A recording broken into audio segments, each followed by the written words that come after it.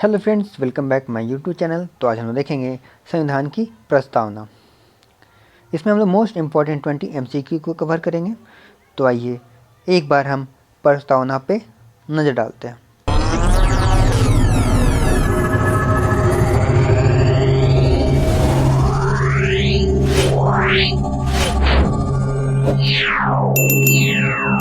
भारत का संविधान उद्देशिका।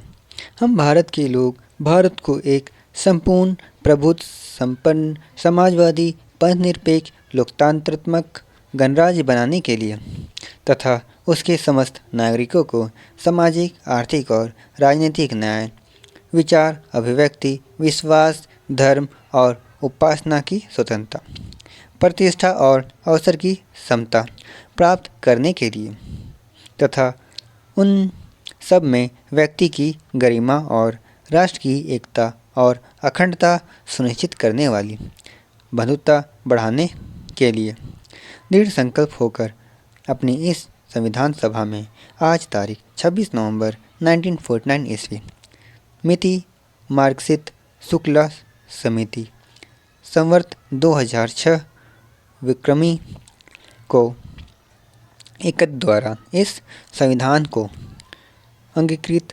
अधिनियमित और आत्मप्रेरित करते हैं। हमारा पहला क्वेश्चन है, भारत के संविधान की प्रस्तावना का मुख्य उद्देश्य क्या है?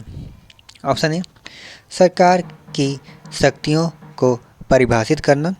ऑप्शन बी, संविधान के दर्शन और उद्देश्यों को संक्षिप्त रूप में प्रस्तुत करना। ऑप्शन सी, नागरिकों के मौलिक अधिकारों की व्याख्या करना। या ऑप्शन डी, राज्य के नीति निर्देशक तत्वों का वर्णन करना।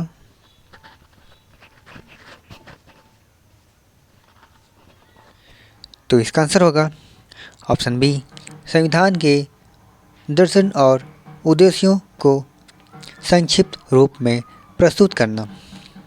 प्रस्तावना संविधान का एक संक्षिप्त परिचय है जो इसकी मूल भावना, दर्शन और उद्देश्यों को दर्शाती है या बताती है कि संविधान क्या प्राप्त करना चाहता है। हमारा सेकंड क्वेश्चन है, प्रस्तावना में हम भारत के लोग वाक्यांश का क्या अर्थ है? ऑप्शन ए, संविधान सभा के सदस्य।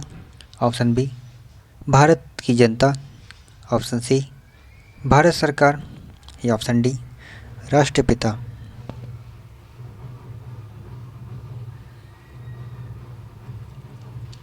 तो इसका आंसर होगा ऑप्शन बी, भारत की जनता। हम भारत के लोग वाक्यांश यह दर्शाता है कि संविधान की शक्ति का स्रोत भारत की जनता है। यह संविधान को जनता द्वारा अपनाया गया है और उन्हीं के लिए है। तीसरा क्वेश्चन है, भारत को प्रस्तावना में किस प्रकार का राज्य घोषित किया गया है? ऑप्शन ए, लोकतांत्रिक गणराज्य। ऑप्शन बी, समाजवादी धर्मनिरपेक्ष लोकतांत्रिक गणराज्य। ऑप्शन सी, संप्रभु समाजवादी धर्मनिरपेक्ष लोकतांत्रिक गणराज्य। या ऑप्शन डी, केवल गणराज्य है।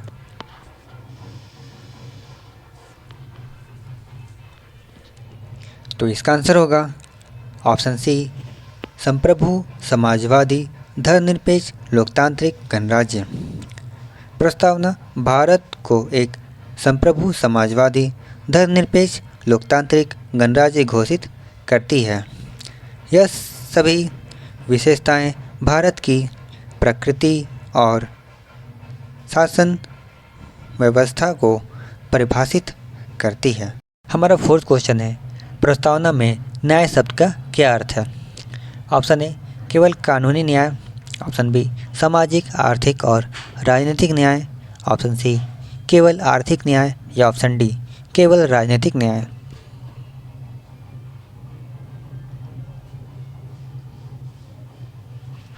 तो इसका आंसर होगा ऑप्शन बी, सामाजिक, आर्थिक और राजनीतिक न्याय। प्रस्तावना में न्याय शब्द का अर्थ सामाजिक, आर्थिक और राजनीतिक न्याय की स्थापना करता है। यह नागरिकों के साथ किसी भी प्रकार का भेदभाव न करने और सभी को समान अवसर प्रदान करने की बात करता है। हमारा 5th क्वेश्चन है, प्रस्तावना के अनुसार भारत में सर्वोच्च शक्ति किसमें निहित है? ऑप्शन ए राष्ट्रपिता, ऑप्शन बी संसद, ऑप्शन सी जनता या ऑप्शन डी सर्वोच्च न्यायालय।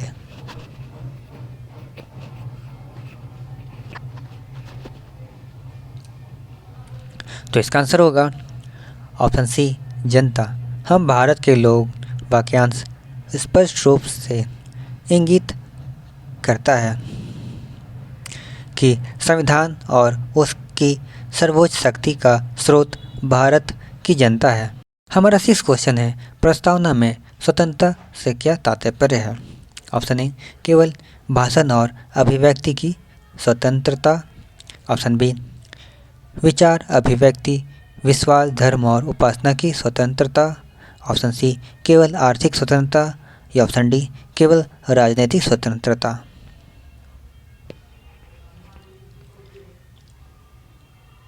तो इसका आंसर होगा ऑप्शन बी विचार अभिव्यक्ति विश्वास धर्म और उपासना की स्वतंत्रता। प्रस्तावना नागरिकों को विचार अभिव्यक्ति विश्वास धर्म और उपासना की स्वतंत्रता प्रदान करने की बात करती है।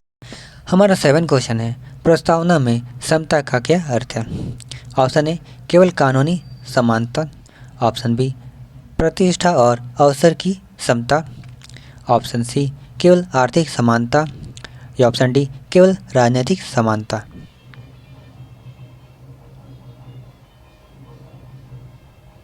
तो इसका आंसर होगा ऑप्शन बी प्रतिष्ठा और अवसर की समता।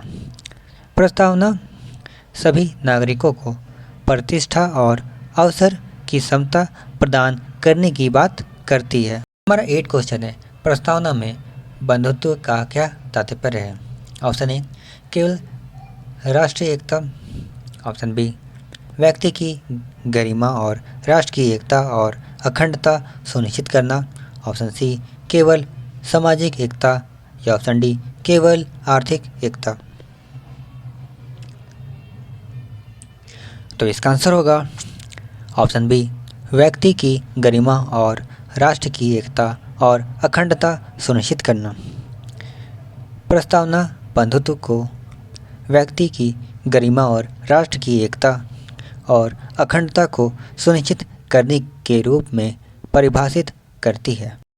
हमारा 9 क्वेश्चन है, भारतीय संविधान की प्रस्तावना में कितनी बार संशोधन किया गया है? ऑप्शन ए कभी नहीं, ऑप्शन बी 1 बार, ऑप्शन सी 2 बार या ऑप्शन डी 3 बार।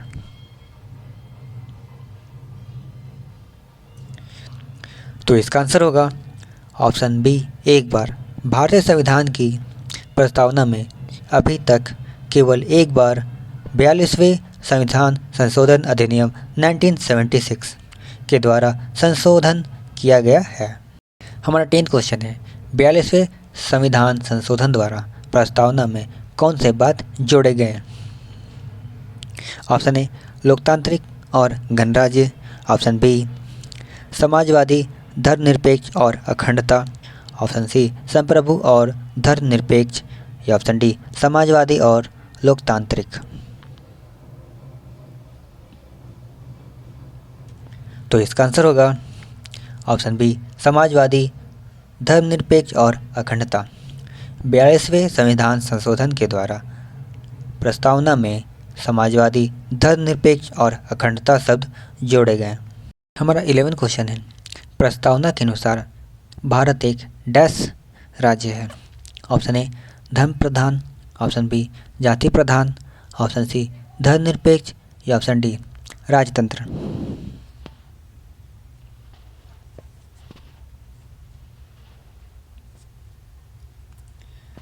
तो इसका आंसर होगा ऑप्शन सी धर्मनिरपेक्ष। प्रस्तावना भारत को एक धर्मनिरपेक्ष राज्य घोषित करती है, जिसका अर्थ है कि राज्य का कोई अपना धर्म नहीं है और सभी धर्म को समान रूप से सम्मानित किया जाता है। हमारा 12 क्वेश्चन है, प्रस्तावना संविधान का डैश है? ऑप्शन ए भाग, ऑप्शन बी हिस्सा, ऑप्शन सी परिचय या ऑप्शन डी अनुच्छेद।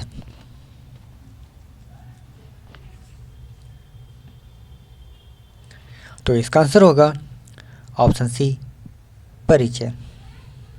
प्रस्तावना संविधान का एक परिचयात्मक भाग है जो संविधान के लक्ष्यों और उद्देश्यों को संक्षिप्त रूप में प्रस्तुत करता है। हमारा 13 क्वेश्चन है, क्या प्रस्तावना को न्यायालय में लागू कराया जा सकता है? ऑप्शन ए हाँ, ऑप्शन बी नहीं, ऑप्शन सी कुछ शर्तों के साथ या ऑप्शन डी केवल मौलिक अधिकारों के उल्लंघन के मामले में। तो इसका आंसर होगा ऑप्शन बी नहीं। प्रस्तावना न्यायिक रूप से परिवर्तनीय नहीं है, अर्थात इसे न्यायालय में लागू नहीं कराया जा सकता, हालांकि यह संविधान की व्याख्या में सहायता होती है। हमारा 14 क्वेश्चन है, प्रस्तावना में उल्लिखित गणराज्य शब्द का क्या अर्थ है? ऑप्शन ए राज्य का शासन, ऑप्शन बी जनता का शासन, ऑप्शन सी सैनिक शासन या ऑप्शन डी धार्मिक शासन।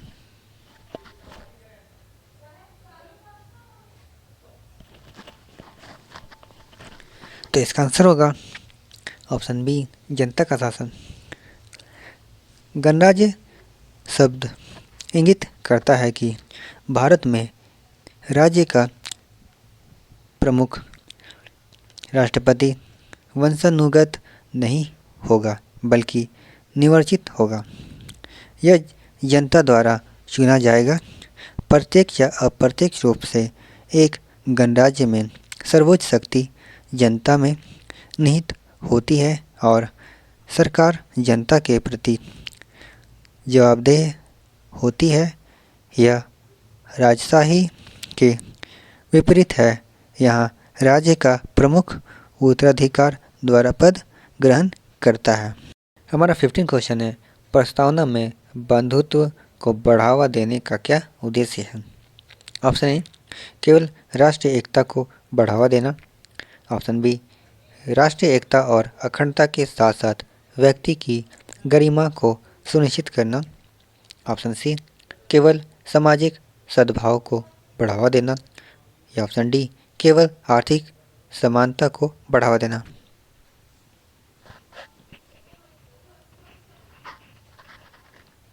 तो इसका आंसर होगा ऑप्शन बी राष्ट्रीय एकता और अखंडता के साथ साथ व्यक्ति की गरिमा को सुनिश्चित करना।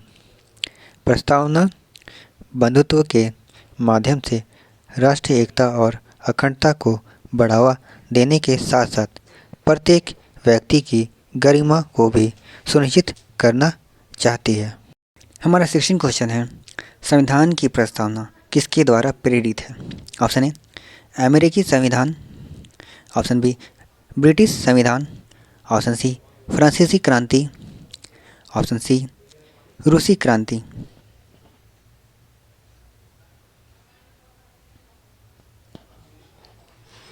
तो इसका आंसर होगा ऑप्शन ए अमेरिकी संविधान।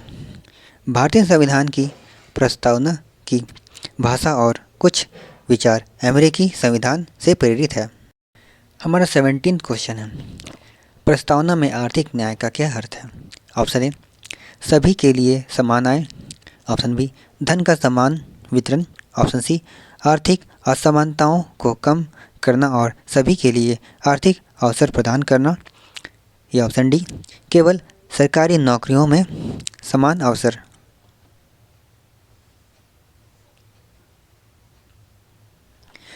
तो इसका आंसर होगा ऑप्शन सी आर्थिक असमानताओं को कम करना और सभी के लिए आर्थिक अवसर प्रदान करना।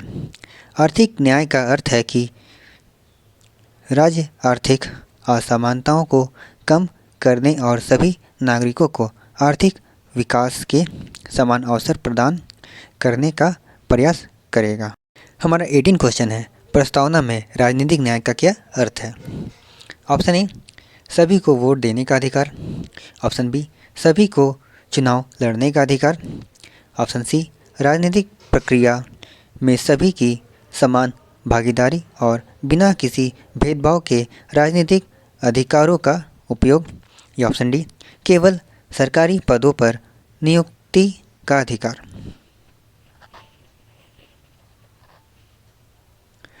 तो इसका आंसर होगा ऑप्शन सी, राजनीतिक प्रक्रिया में सभी की समान भागीदारी और बिना किसी भेदभाव के राजनीतिक अधिकारों का उपयोग। राजनीतिक न्याय का अर्थ है कि सभी नागरिकों को राजनीतिक प्रक्रिया में समान रूप से भाग लेने और अपने राजनीतिक अधिकारों का उपयोग करने का अधिकार होगा, बिना किसी भेदभाव के। हमारा 19 क्वेश्चन है, प्रस्तावना में उल्लिखित सामाजिक न्याय का क्या अर्थ है। ऑप्शन ए, समाज में सभी के लिए समान अधिकार और अवसर। ऑप्शन बी, जाति, धर्म, लिंग और अन्य आधारों पर कोई भेदभाव नहीं। ऑप्शन सी, सभी के साथ समान व्यवहार। या ऑप्शन डी, उपयुक्त सभी।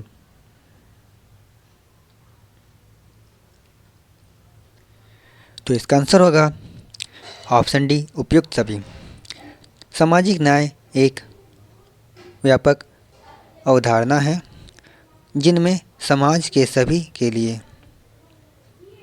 समान अधिकार और अवसर, किसी भी प्रकार का भेदभाव नहीं और सभी के साथ समान व्यवहार शामिल है।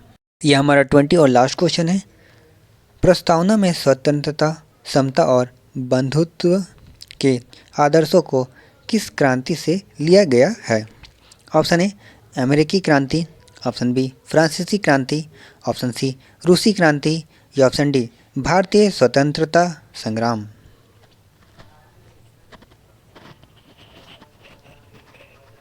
तो इसका आंसर होगा ऑप्शन बी, फ्रांसीसी क्रांति। स्वतंत्रता, समता और बंधुत्व के आदर्शों को फ्रांसीसी क्रांति से लिया गया है और ये भारतीय संविधान की प्रस्तावना का एक महत्वपूर्ण हिस्सा है। हम इसी तरह पॉलिटी टॉपिक की सीरीज लेकर आएंगे जो पॉलिटी की हर टॉपिक को कवर करेगी। तो आप अपना सपोर्ट बनाए रखें और वीडियो के माध्यम से अपने ज्ञान को बढ़ाते रहिए। अगर आप हमारे YouTube चैनल पर नहीं हो तो वीडियो को लाइक, कमेंट, शेयर और सब्सक्राइब ज़रूर करें। धन्यवाद।